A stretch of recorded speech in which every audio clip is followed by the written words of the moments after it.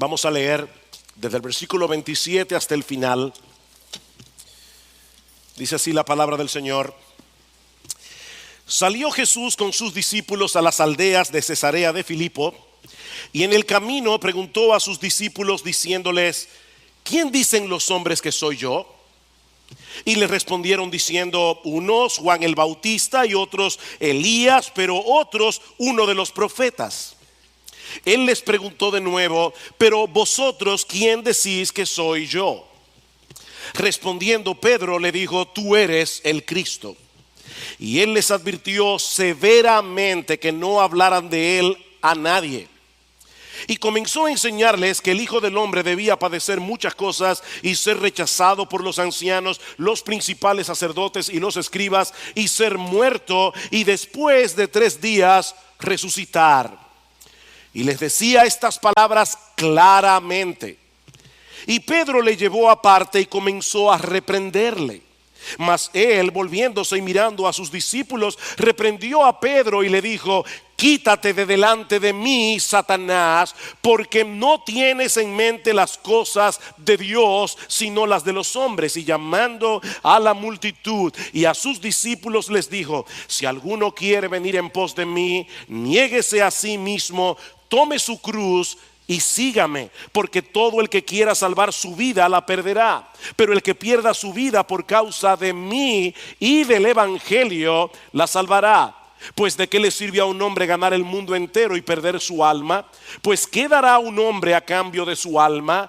Porque cualquiera que se avergüence de mí y de mis palabras en esta generación adúltera y pecadora, el Hijo del Hombre también se avergonzará de él cuando venga en la gloria de su Padre con los santos ángeles. Para las personas que nos visitan en esta mañana, desde hace ya varios meses hemos estado estudiando consecutivamente el Evangelio de Marcos, y hoy llegamos a esta sección que ocupa un lugar estratégico en la estructura de todo el libro. Hemos dicho varias veces a lo largo de esta serie que los evangelios son biografías teológicas. Eso quiere decir que los evangelistas no se limitaron simplemente a narrar cronológicamente la vida del Señor, sino que ellos tomaron aquellas escenas, aquellos discursos, aquellos milagros en los que estaban interesados para mostrar algo acerca de la persona de Jesús. En otras palabras, los evangelios tienen una estructura. Y en el caso particular del Evangelio de Marcos, este puede ser dividido en 2 grandes bloques. A partir del capítulo 1 y hasta el versículo 26 del capítulo 8, Marcos plantea la pregunta de si Jesús es en verdad el Hijo de Dios, si Él es el Mesías por tanto tiempo esperado por la nación de Israel. A partir del capítulo 11 y hasta el final del Evangelio, Marcos enfoca más bien la forma como Jesús vino a ser ese rey mesiánico, narrando con todo detalle la semana de la pasión, que por cierto hemos estado conmemorando en estos días, y ha sido providencial que tocara este pasaje en el día de hoy. Ahora, justo en medio de estos 2 bloques, justo en medio de estas 2 secciones del Evangelio, encontramos este extenso relato que va desde Marcos 8:27 hasta el final del capítulo 10, que sirve de transición a estas 2 partes, y en la cual el Señor responde las 2 preguntas planteadas en el Evangelio: ¿quién es Jesús y qué fue lo que Él vino a hacer? De manera, mis hermanos, que esta sección que vamos a comenzar a estudiar en la mañana de hoy funciona como una especie de bisagra sobre la cual gira toda la historia. O si quieren otra ilustración, esta sección funciona como una especie de punto de observación en lo alto de una montaña, y desde el cual podemos visualizar el Evangelio como un todo. Marcos nos dice en el versículo 27 que Jesús y los discípulos se encontraban en ese momento en las aldeas de Cesarea de Filipo. Eso es bien al norte de Palestina, una región poblada mayormente por gentiles y con una larga historia de idolatría. Y es allí precisamente donde el Señor aborda el tema de su identidad. Y si han estado atentos a las prédicas de Marcos, yo espero que sí, tienen que recordar cuántas veces a lo largo del Evangelio el Señor trataba de ocultar su identidad. Cómo el Señor reprendía a los demonios para que no revelaran quién era Él. Cómo el Señor mandaba expresamente a las personas que Él sanaba que no dijeran nada a nadie. Sin embargo, ahora ha llegado el momento para confrontar a los discípulos con este asunto. ¿Quién dicen los hombres que soy yo? Y como espero demostrar en un momento, esta es la pregunta más crucial que alguna vez haya tenido que responder cualquier ser humano. ¿Quién es Jesús? ¿Quién es Jesús? Esta pregunta traza una línea divisoria entre los hombres. De hecho, la única línea divisoria que realmente importa, porque trasciende los límites del tiempo. Mi amigo, lo que tú pienses acerca de Jesús impactará profundamente tu vida aquí y ahora y determinará, será el factor decisivo para determinar tu destino eterno.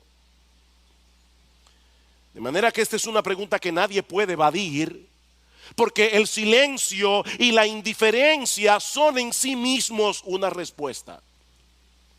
Tampoco es el tipo de pregunta que podemos responder a medias. Yo recuerdo cuando tenía 17 años, uno de mis mejores amigos había hecho recientemente profesión de fe. Y caminando una noche por el barrio, mi amigo me preguntó directamente: ¿cuál es tu opinión acerca de Cristo? Y yo recuerdo respondiéndole con ese aire, ¿verdad?, de intelectualismo. Es un gran hombre. Yo creo que definitivamente era un individuo avanzado para su época.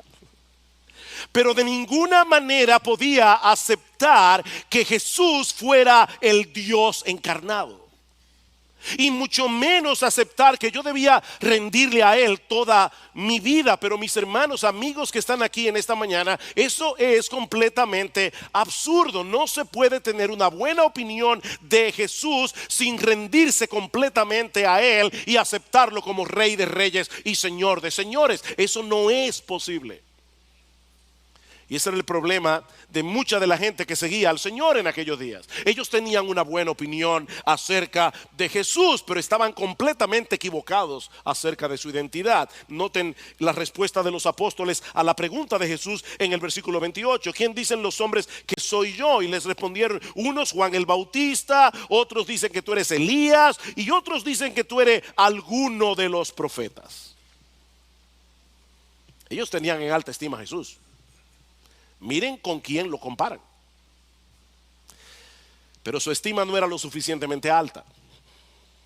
Confundir a un individuo con Juan el Bautista o con Elías o con alguno de los profetas del Antiguo Testamento es una tremenda honra, excepto para Jesús. Excepto para Jesús. De hecho, es interesante notar que dos de los nombres que se mencionan aquí son reconocidos en las Escrituras como precursores del Mesías: Elías y Juan el Bautista. De manera que confundir a Jesús con cualquiera de ellos era una negación implícita de su identidad mesiánica. Ellos están diciendo: él no es el Mesías, tal vez es el precursor. Ahora, esa pregunta tan amplia, ¿quién dicen los hombres que soy yo?, no era más que un preámbulo para la pregunta que encontramos en el versículo 29. Él les preguntó de nuevo: pero vosotros, ¿quién decís que soy yo? Pero vosotros, ¿quién decís que soy yo? Eso es lo que piensan las personas allá afuera. Pero ¿ustedes qué? ¿Qué piensan acerca de mí? Esta pregunta dio lugar a la más grande declaración que alguno de los apóstoles haya hecho acerca de Jesús hasta ese momento de la historia. Hablando en representación de los 12, muy probablemente Pedro le responde: tú eres el Cristo. Tú eres el Cristo. Y mis hermanos, es increíble todo lo que está contenido en esa declaración. Es como si toda la historia de la redención que se revela en la Biblia se encontrara resumida en esas 4 palabras: tú eres el Cristo. En el Evangelio de Mateo nosotros encontramos una versión más completa de la confesión de Pedro: tú eres el Cristo, el Hijo del Dios viviente. Increíble, ¿verdad? El impulsivo Pedro, el hombre que muchas veces aparece en los evangelios haciendo lo que no debía hacer, diciendo lo que no debía decir, en este momento dio en el clavo: tú eres el Cristo. De hecho, en el pasaje paralelo del Evangelio de Mateo, nosotros vemos cómo el Señor alaba al Padre, no a Pedro, y le dice: bienaventurado eres, Simón, hijo de Jonás, porque eso que tú acabas de declarar, eso no te lo reveló carne ni sangre, sino mi Padre que está en los cielos. Mis hermanos, piensen en esto por un momento. No hacía mucho tiempo que Pedro era un hombre común y corriente que trabajaba como pescador en el mar de Galilea. Día tras día, Pedro estaba tirando redes, remendando redes, limpiando pescados, vendiéndolos en el mercado, hasta que el Señor se encontró con él y cambió por completo el curso de su existencia. Increíble, hermanos, lo que Pedro está diciendo aquí es tan contundente, es tan trascendental, que Cristo promete edificar a su iglesia sobre el fundamento de esa declaración. ¿Y saben cómo Pedro llegó a esa conclusión? Por la gracia de Dios. Por la gracia de Dios. Pedro, eso no te lo reveló carne ni sangre. Si Dios el Padre no te hubiera abierto el entendimiento, no hubiera abierto tus ojos, habría sido completamente imposible que Pedro hiciera esa deducción acerca de Jesús por sí mismo. Y hermanos, esto es muy importante, porque fácilmente cualquiera de los creyentes que están en esta iglesia en el día de hoy, cualquiera de nosotros puede olvidar la condición de tinieblas en la que nos encontrábamos antes de conocer la gracia de Dios en Cristo. Ninguno de nosotros tiene nada de qué gloriarse si ahora puede ver claramente lo que otros no pueden ver, porque es la gracia de Dios lo que hace la diferencia. El himno que cantamos hace un momento: profundo es el amor de Dios. Esa estrofa muchas veces me ha traspasado el alma cuando dice: vergüenza siento al escuchar mi voz entre las burlas. ¿Sabes lo que eso significa en una forma menos poética? Que de tú haber estado allí al pie de la cruz, habrías gritado con la multitud: crucifícale, danos a Barrabás. Vergüenza siento al escuchar mi voz entre las burlas. Mis hermanos, cuando nosotros éramos incrédulos, lo éramos por derecho propio, pero ahora somos creyentes por la misericordia de Dios. Somos creyentes porque Él quiso revelar en nuestros corazones que Jesús es el Cristo. Y esta palabra es el equivalente en griego de la palabra hebrea Mesías, que significa literalmente el ungido. Cristo, Mesías, ungido. Durante el periodo del Antiguo Testamento, tanto los reyes, los profetas como los sacerdotes eran colocados en sus respectivos oficios, ungiéndolos con aceite. De manera, mis hermanos, que lo que Pedro está diciendo aquí acerca de Jesús es que Él es ese personaje anunciado en el Antiguo Testamento, que sería el ungido de Dios por excelencia, aquel que habría de fungir al mismo tiempo como rey, como profeta y como sacerdote. Tú eres el Cristo, tú eres el Mesías, tú eres el Salvador del mundo, tú eres aquella simiente de la mujer que fue prometida a nuestros primeros padres en el huerto del Edén y que habrá de aplastar la cabeza del maligno. Ese eres tú. Eso es lo que Pedro está diciendo aquí. Y no eres un ser humano común y corriente, eres el mismo Hijo de Dios. Y es obvio, hermanos, que Pedro no podía entender en ese momento todas las implicaciones teológicas de lo que él acaba de decir. Pero él está reconociendo en esta confesión que Jesús es humano y divino a la vez. 100% Dios, 100% hombre. Dos naturalezas en una sola persona, con todos los atributos que hacen que Dios sea Dios y con todos los atributos que hacen que tú y yo seamos humanos, excepto que él nunca pecó. Dios y hombre. Y yo te pregunto en esta mañana, ¿eso es lo que tú crees acerca de Jesús? No te estoy preguntando qué piensan tus padres acerca de Jesús. No te estoy preguntando qué piensan tus hermanos o hermanas acerca de Jesús. No te estoy preguntando qué piensa tu esposo o tu esposa acerca de Jesús. Mi amigo, lo único que importa aquí es lo que tú piensas acerca de Él. Eso es lo que marcará la diferencia por los siglos de los siglos. Ahora, esta confesión de Pedro, así de impresionante y de extraordinaria como es, estaba incompleta.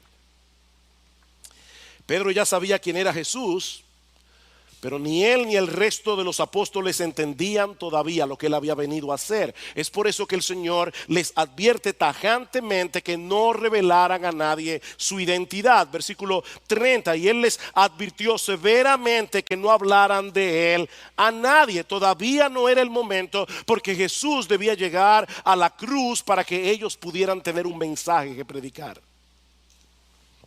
Y eso nos lleva a nuestro segundo encabezado. Ya vimos la identidad de Jesús. Veamos ahora en segundo lugar la naturaleza de su obra. Versículo 31, y comenzó a enseñarles que el Hijo del Hombre debía padecer muchas cosas y ser rechazado por los ancianos, los principales sacerdotes y los escribas, y ser muerto y después de 3 días resucitar. Nosotros leemos eso hoy tan tranquilos aquí, sentados con aire acondicionado. Yo creo que cuando los apóstoles oyeron eso, casi les da un infarto.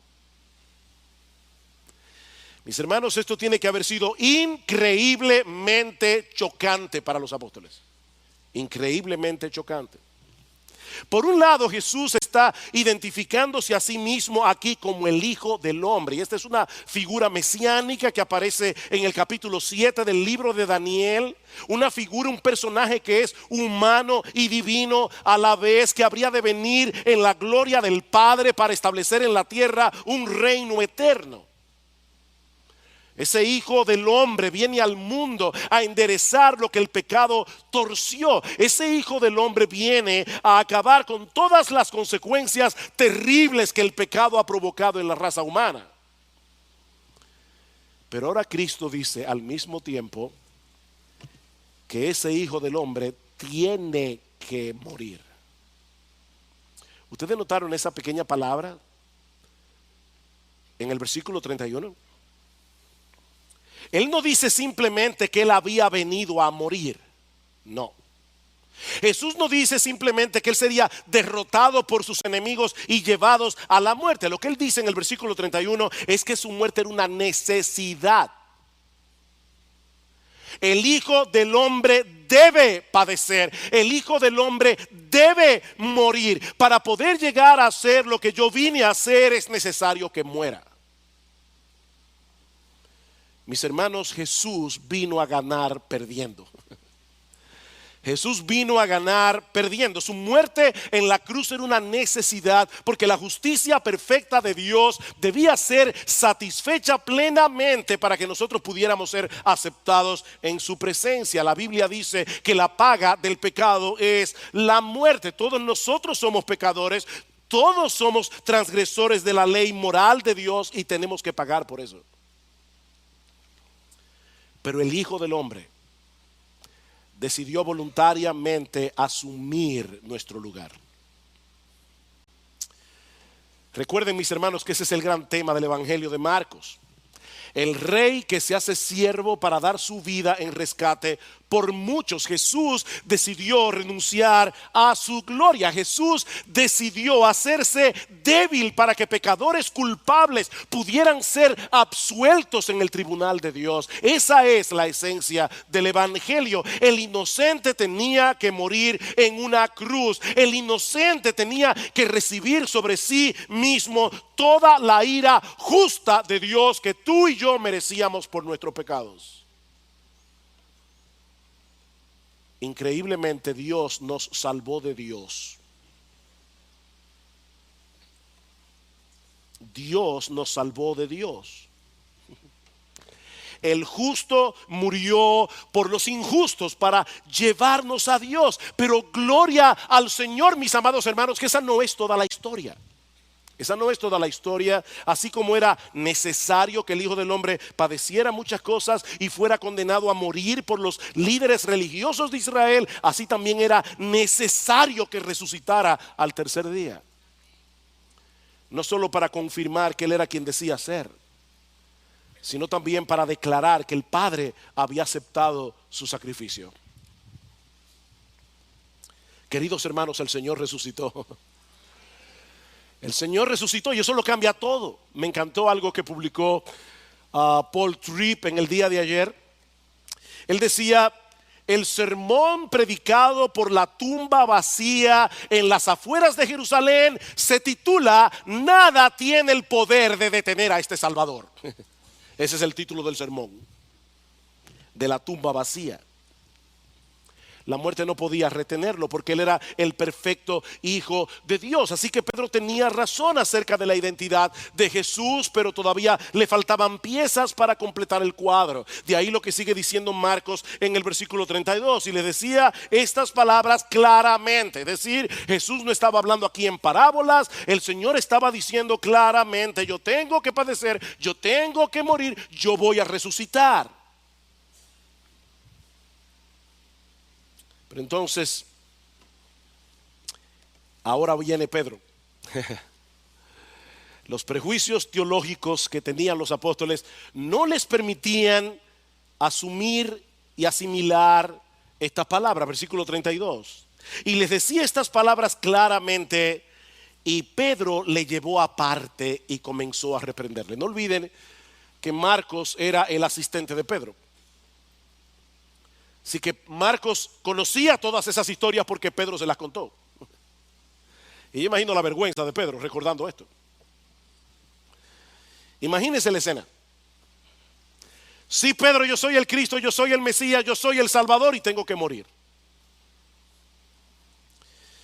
Y Pedro le pone la mano en el hombro y le dice a Jesús: tú puedes venir conmigo un momento. Yo tengo algo que decirte que tú necesitas oír. Y comienza a reprender al Señor. Y miren, mis hermanos, la palabra que Marcos usa en el texto es bien fuerte. O sea, no fue que Pedro le dijo: no te pongas relajar con eso. No, hermanos, esta palabra aparece otras veces en el Evangelio de Marcos, donde Cristo reprende a los demonios para que no revelaran su identidad. Es la misma palabra. Así que es muy posible que haya habido cierta hostilidad en el corazón de Pedro mientras trata de convencer a Jesús de que él no debía de ninguna manera seguir adelante con ese plan. Pedro sabía que el sufrimiento de Jesús iba a implicar sufrimiento para ellos muy probablemente. Y eso no estaba en los planes de Pedro. En ese momento en particular, Pedro no estaba dispuesto a pagar el precio de seguir a Cristo. Así que no había otra alternativa que hacerlo cambiar de parecer. Y yo te pregunto, mi hermano, en esta mañana, ¿tú te ves en ese cuadro? ¿Tú te ves a ti mismo en ese cuadro? Decimos que Jesús es el Rey, decimos que Jesús es el Señor, pero cuando sus planes no encajan con los nuestros, comenzamos a reprenderlo. ¿Tú sabías que a veces tú has reprendido a Jesús? ¿Sabes cómo lo haces? Con la actitud del corazón. Mis hermanos, el descontento del corazón no es otra cosa que una reprensión silente. Es una reprensión a Jesús. No estás haciendo las cosas bien, Señor. Y yo tengo que hacértelo saber de alguna manera. No estoy contento con tus decisiones, no estoy contento con tus planes. Yo sé que tú creaste el universo con sabiduría, pero honestamente, Señor, yo no sé qué es lo que tú estás haciendo con mi vida.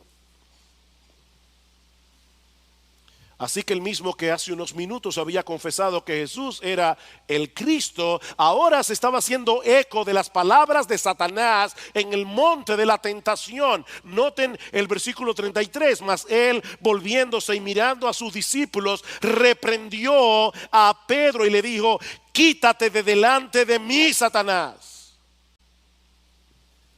porque no tienes en mente las cosas de Dios, sino las de los hombres. La idea que Pedro estaba tratando de poner en la mente de Jesús en ese momento era muy similar a la oferta que el diablo le hizo a Cristo en el monte de la tentación. Yo te ofrezco un reino sin cruz. Te ofrezco una corona de gloria sin sufrimiento. Yo tengo un plan para ti que es mucho mejor que el de tu Padre que está en los cielos. Increíble.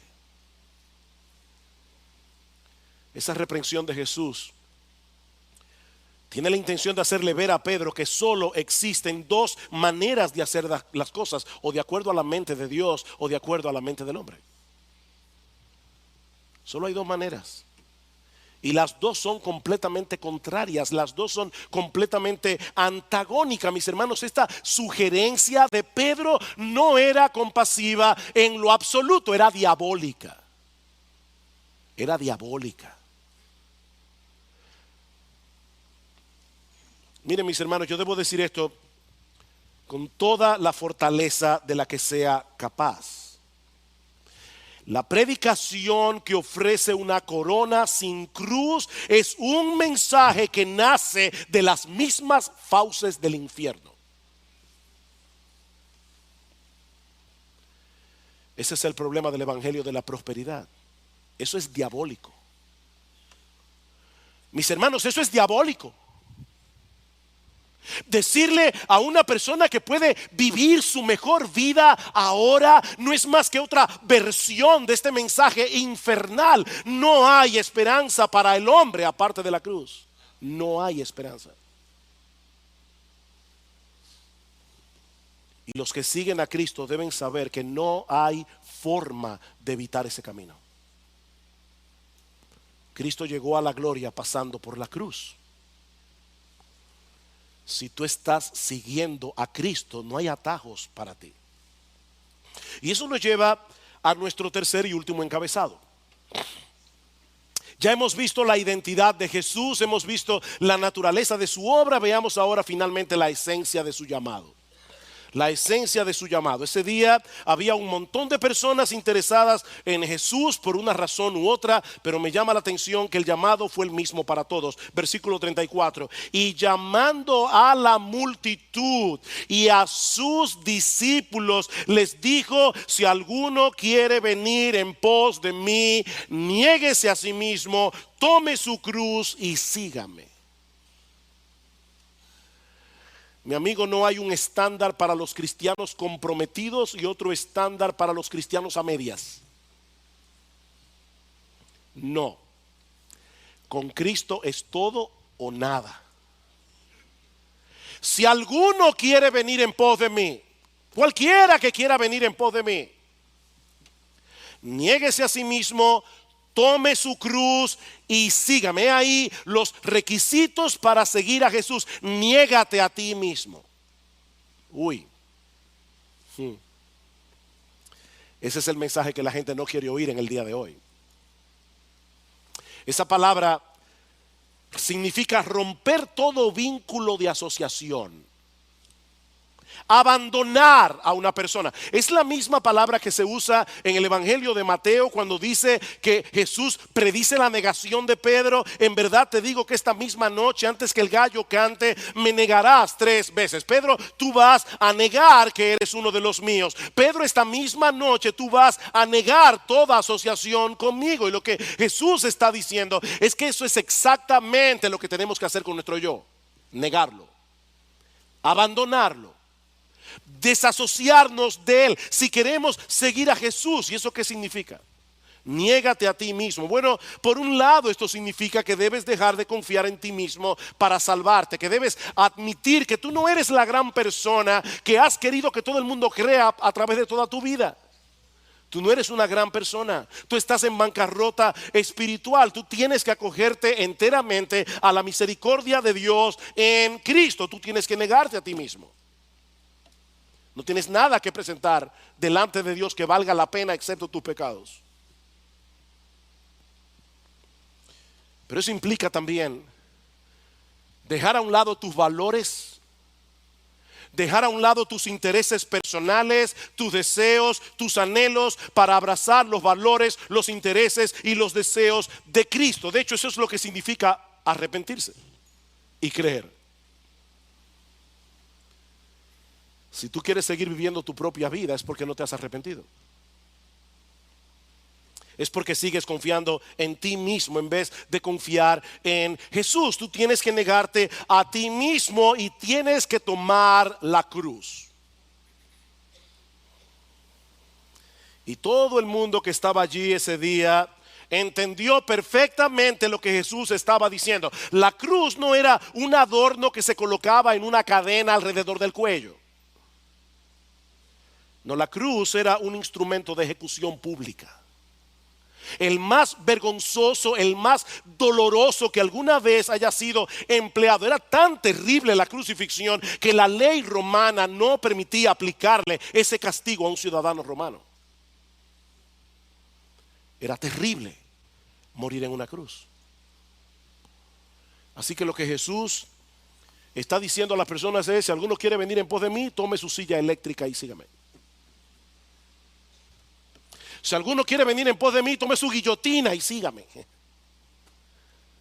Eso es lo que Jesús está diciendo. Ese es el verdadero discipulado del que estaremos hablando esta semana. Significa morir al yo, significa morir a tus propios intereses, significa morir a tu autoestima, significa morir al amor supremo que te tienes a ti mismo, para hacer de Jesús tu amor supremo, para hacer de Jesús el objeto de tu más grande estima, para que la voluntad de Cristo y el interés de Cristo estén por encima de los tuyos. Eso es lo que significa. Niégate a ti mismo. Toma tu cruz y sígueme.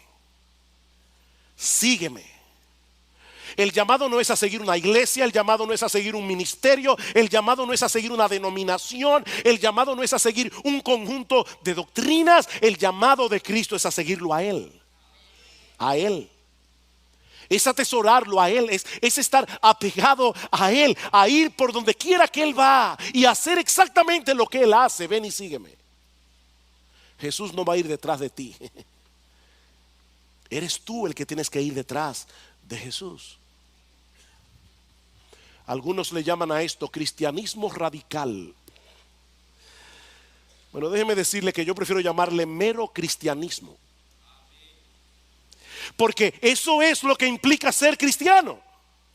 El que no se ha negado a sí mismo, el que no ha tomado su cruz, el que no está siguiendo a Cristo, sino que sigue dominado por sus propias inclinaciones y deseos, no es un cristiano. No importa cuántos años tenga siendo miembro de Iglesia Bíblica del Señor Jesucristo.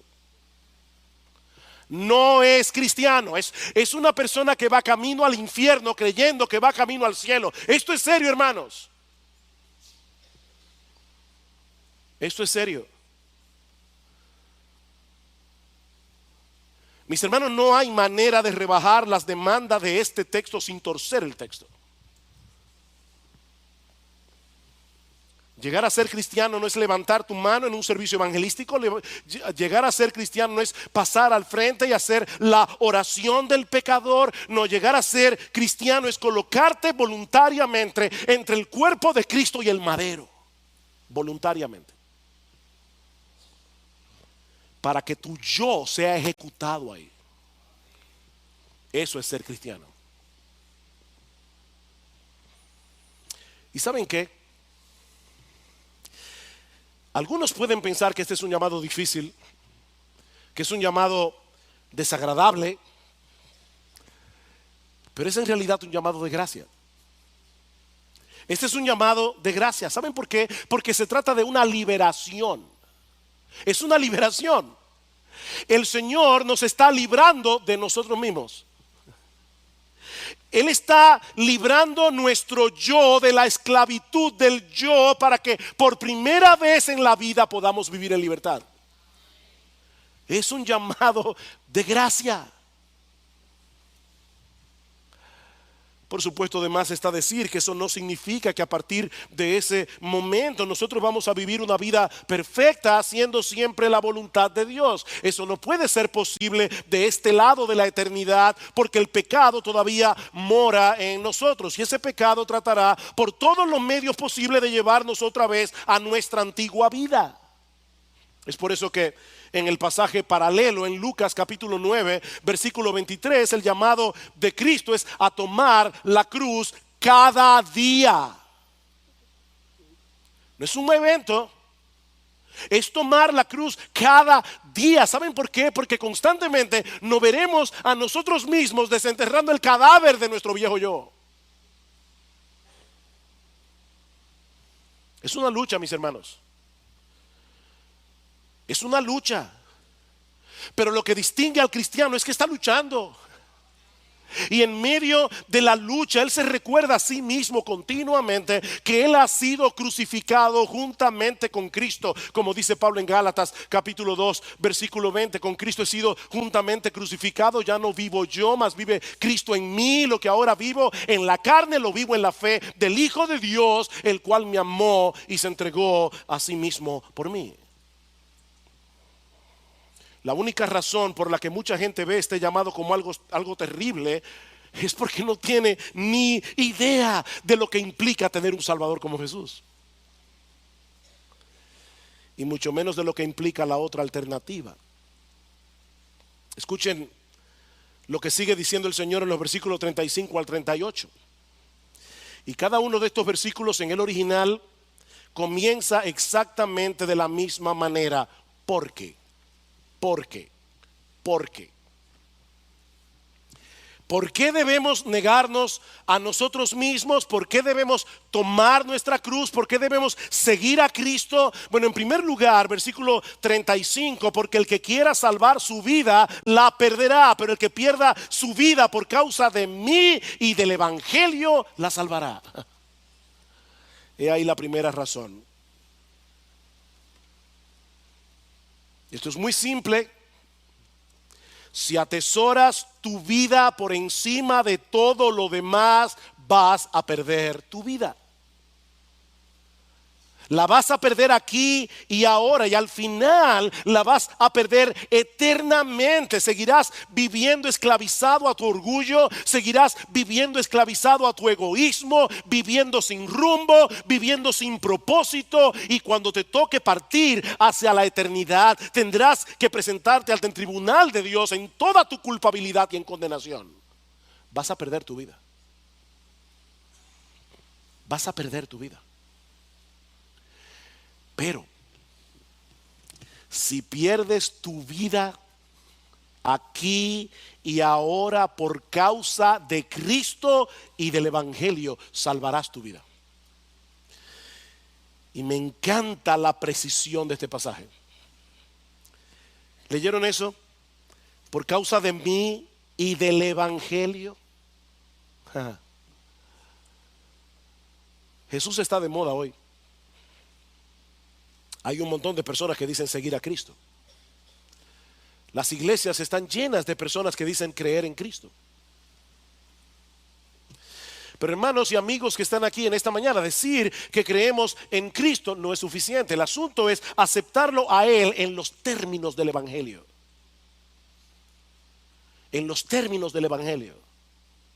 Soy pecador, merezco el infierno, merezco la condenación. No tengo nada que traer delante de Dios, pero yo sé que la salvación es por gracia, por medio de la fe. Si lo haces, salvarás tu vida. Mira, mi amigo, déjame decirte algo. El llamado de Cristo no es a tener una vida monótona y gris. El llamado de Jesús es a que dejes de desperdiciar tu vida viviendo para lo que nunca podrá brindarte verdadera satisfacción, y por primera vez comiences a vivir realmente. Yo he venido para que tengan vida y para que la tengan en abundancia, dice Jesús. Segunda razón, versículo 36, pues ¿de qué le sirve a un hombre ganar el mundo entero y perder su alma? Respuesta, de nada, de nada. Si aún llegara a suceder que una persona lograra ganar el mundo entero y pudiera disfrutar todo lo que ha ganado por un tiempo limitado para luego perderse en el infierno por toda la eternidad, esa persona habrá hecho el negocio más estúpido de su vida. Esa es la transacción más absurda que un ser humano puede hacer. Perder el alma por ganar el mundo. Tercera razón, pues quedará, versículo 37, quedará un hombre a cambio de su alma. Si desprecias la obra redentora de Cristo para salvar a pecadores como tú y como yo, mi amigo, ¿qué esperanza te queda de salvación? ¿Qué esperanza te queda? Dice en 1 Timoteo capítulo 2 versículo 5, hay un solo Dios, hay un solo mediador entre Dios y los hombres, Jesucristo hombre. Hechos capítulo 4 versículo 2, en ningún otro hay salvación, en ningún otro hay salvación, porque no hay otro nombre bajo el cielo dado a los hombres en que podamos ser salvos. No hay un salvador fuera de Jesús. Yo soy el camino, yo soy la verdad, yo soy la vida. Nadie viene al Padre sino por mí. Y finalmente versículo 38, porque cualquiera que se avergüence de mí y de mis palabras en esta generación adúltera y pecadora, el Hijo del Hombre también se avergonzará de él cuando venga en la gloria de su Padre con los santos ángeles. El Hijo del Hombre, de nuevo la figura mesiánica del capítulo 7 de Daniel, pero ahora Jesús la presenta desde otro ángulo.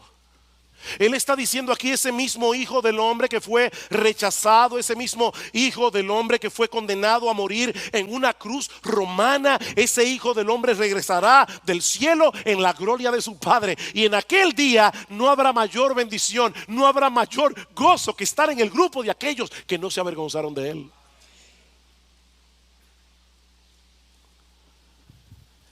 Comentando acerca de este texto, dice Piper, ¿qué es lo contrario a sentir vergüenza de alguien?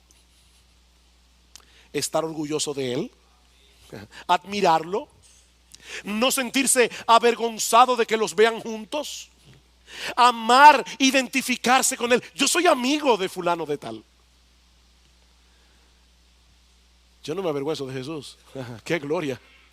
El Rey del cielo es mi amigo, el Rey del cielo es mi Salvador. Y cuando llegue y se siente en el trono de su Padre, dirá: hijos míos, vengan, yo tengo preparado tronos para ustedes también. Y yo te pregunto, mi amigo, ¿es eso lo que tú sientes por Jesús? ¿Admiración? ¿Deseo de identificarte con Él? ¿O es vergüenza? Porque si es así, estás menospreciando su persona, estás menospreciando la obra que Él llevó a cabo para salvar a pecadores. Y mi amigo, lo único que te espera es que Él se avergüence de ti cuando venga a reinar en la gloria de su Padre. Pero eso no tiene que ser así. Mi amigo, eso no tiene que ser aquí así. Cristo satisfizo plenamente la justicia de Dios. Él murió en una cruz siendo inocente para que pecadores culpables pudiéramos ser declarados justos en el tribunal de Dios. Y su oferta sigue en pie: abandona tu vida para que puedas salvarla. Abandona tu vida para que puedas salvarla. Ay, pastor, eso es muy difícil. Abandonar mi vida, negar mi yo, tomar mi cruz, ¿de verdad te parece difícil? Bueno, déjame decirte que es mucho más difícil de lo que crees. De hecho, no solo es difícil, es completamente imposible. Es imposible. Precisamente por eso es que tú necesitas a un Salvador que te salve de ti mismo. Tú necesitas a un Salvador, porque tú no puedes salvarte a ti mismo. Tú necesitas que la gracia de Dios te transforme desde dentro y te convierta en una nueva criatura, te convierta en un nuevo hombre. Y eso solo puede hacerlo Jesús, si vienes a Él confiando en Él. ¿Saben una cosa, mis hermanos? Y ya con esto estoy terminando. Esta sección intermedia del Evangelio de Marcos es increíblemente esperanzadora. Es esperanzadora porque en estos capítulos de transición, Marcos 8:27 hasta el final del capítulo 10, el Señor revela a sus discípulos en 3 ocasiones que Él iba a morir y que Él iba a resucitar. ¿Y saben cómo reaccionaron los apóstoles las 3 veces? De mala manera. Búsquenlo, Marcos capítulo 9, versículo 31 al 34, Marcos capítulo 10, versículo 33 al 35, la misma declaración del capítulo 8, voy a morir, voy a ser rechazado, voy a resucitar. La primera vez ya vimos lo que hizo Pedro. La segunda vez comenzaron a discutir en el camino quién de ellos iba a ser el más grande en el reino de los cielos. Y la tercera vez Jacobo y Juan se acercaron al Señor para pedirle que cuando Él venga en su reino, uno de ellos se sienta a la izquierda y el otro a la derecha. ¿Saben lo que eso significa, mis amados hermanos? Que estos hombres no acababan de entender lo que estaba sucediendo. Ahora, ¿saben por qué es esperanzador? Porque el Señor no los desechó. El Señor no los desechó, Él continuó discipulándolos, Él continuó capacitándolos para que ellos llegaran a ser los primeros líderes de su iglesia. Y al final casi todos ellos dieron su vida como mártires de Jesús. Así que no te canses, mi hermano, no te canses. No te canses de continuar negándote a ti mismo. No te canses de tomar tu cruz. No te canses de seguir a Cristo, porque Él no se cansa de seguir moldeándote. Si tú eres un verdadero creyente, Él compró para ti salvación. Él compró para ti santificación. Él compró para ti perseverancia en la cruz del Calvario. Él murió en debilidad, pero resucitó con poder. Un poder que estará a nuestra disposición cada día hasta que lleguemos a su bendita presencia, si nos amparamos en Él por la fe.